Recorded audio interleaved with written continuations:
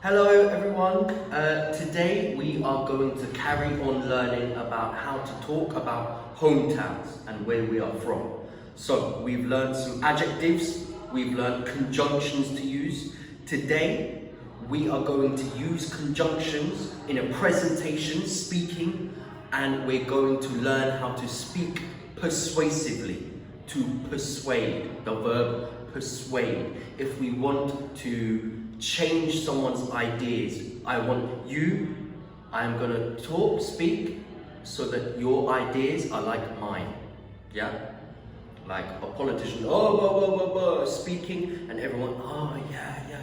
So this is to persuade.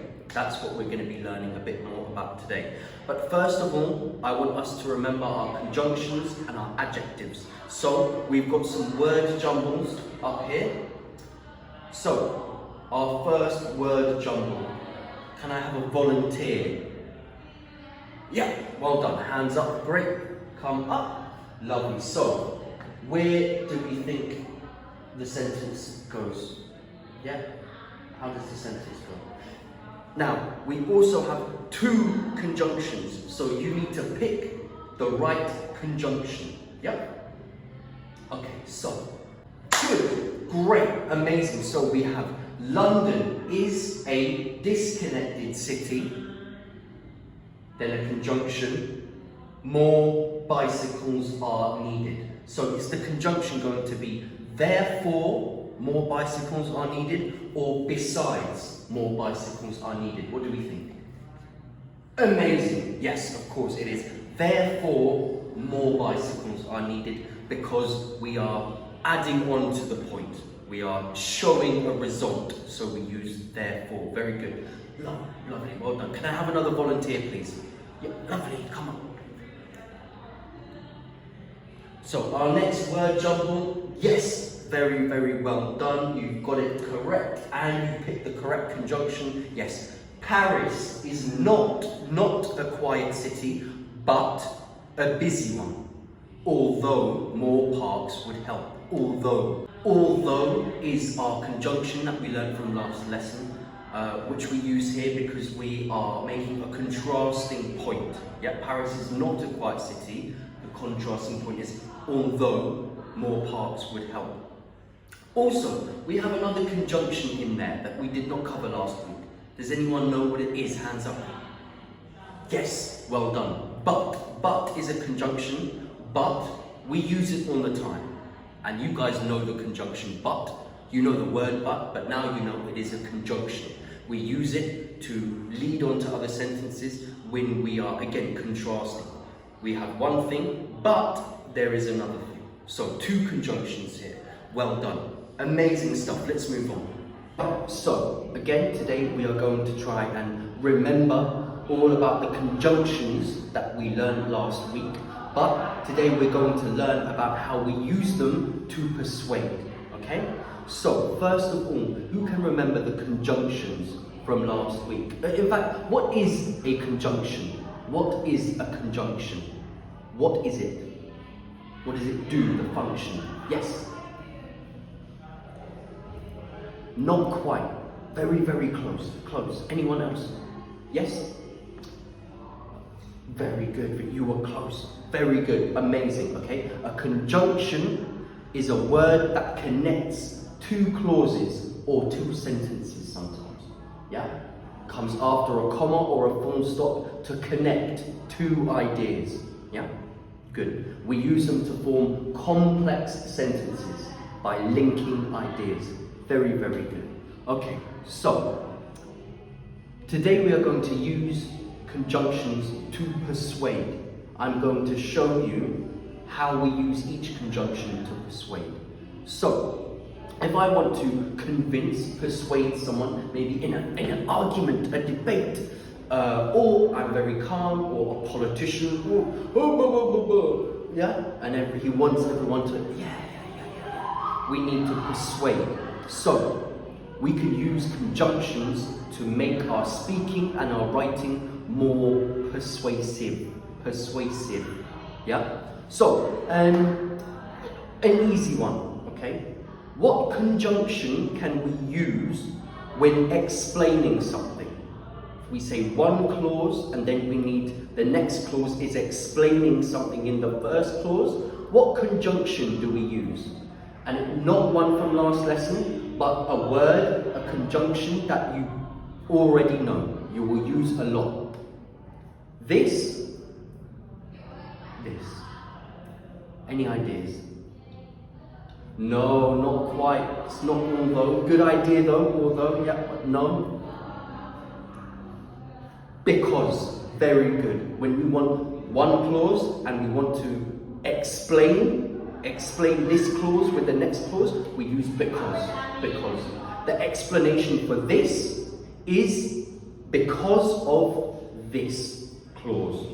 Well done. Very, very good. Okay. Now we can use conjunctions to persuade in lots of different ways. So, up here on the whiteboard, we are going to match. As a group, we're going to match. So we'll start off with the conjunction, okay? Then we need to match it to the correct persuasive use. How does it persuade? And finally, we are going to connect it to an example. So, we're not going to have a volunteer today, but I want you to tell me, okay? We're running a bit short on time, so I'm going to match up, but you tell me what you think. So, first of all, we have whereas. So, which option should we link it to? What is the purpose? How do we persuade with whereas? Yeah? Yes, very good. Contrast. And it makes one thing sound better than another. Very good. We say whereas makes one thing sound better than the other thing. So what example can we connect it to? Yeah? Amazing. Very good. Yes, London is well connected, whereas Rio de Janeiro is disconnected. We use whereas to make London sound better than Rio de Janeiro because of the difference, the contrast. The contrast makes London better. Very good. Okay, what about the next one? Although. Very good. Although, and what is the purpose of although? Very good. Yes, opposing statements. Very good. Remember to put your hand up, but yes. Sorry. Opposing statements. Very good. Although. So what example would we connect it to? Yeah? Very good. London is busy, although it is also lonely. It's an opposing statement, because London is busy, you would think it would be friendly, but no. It's busy, but it's busy, although contrasting, although it is also lonely. Very, very good. Let's finish with therefore. Okay, therefore. Yep. Yes, very good. To show or emphasize a result. To show a result or conclusion. We might use therefore at the end to persuade. Yeah, to summarize very powerfully. Yeah. Therefore. So, to emphasize a result. Which one of these emphasizes a result or a conclusion? Very good. Yes, this one. Sleepy Town is not a fun city. Therefore, we should not have a party there. Shows a result, a conclusion. Therefore. Very good stuff, everyone. Okay. So, now that we understand how to use these 5 conjunctions to persuade, to make our writing and our speaking more persuasive, so people agree with our ideas. Okay, now we know this, we are going to use it in our writing and our speaking. So I will model for you first. I will show you how I might use it to write a speech, and later you are going to write your own speeches, and whoever can persuade me the most will win a prize. Okay? So first I will model for you how to use these conjunctions to persuade. So when I am at home in my hometown, London, I am always complaining because in London everything shuts too early. Everything is closed very early, and I want to stay out partying and doing interesting things later up into the morning. But in London, everything shuts 11 p.m. or 12 p.m. midnight. So I'm always complaining, okay? Now, imagine I am having a discussion or an argument with a friend of mine, and I am saying London needs more parties. I think London needs more parties, late at night, early in the morning. I am trying to persuade my friend. How could I use conjunctions to do this? How am I going to use conjunctions to persuade? I am going to write a sentence for you first. Then we are going to think, what words and conjunctions could we add to make it more persuasive, to persuade? So, first example, London is busy.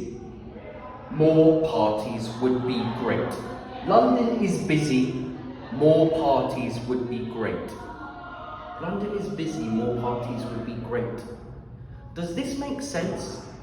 Because if London is busy, then there are already lots of parties, right? We're saying it's busy, busy, busy, so there are surely parties. Or maybe what we need to use here is a contrasting conjunction, yeah? Or maybe adding new information, yeah? So, what contrasts with busy? Busy, one of the adjectives we've learned, yeah? Well connected, or disconnected.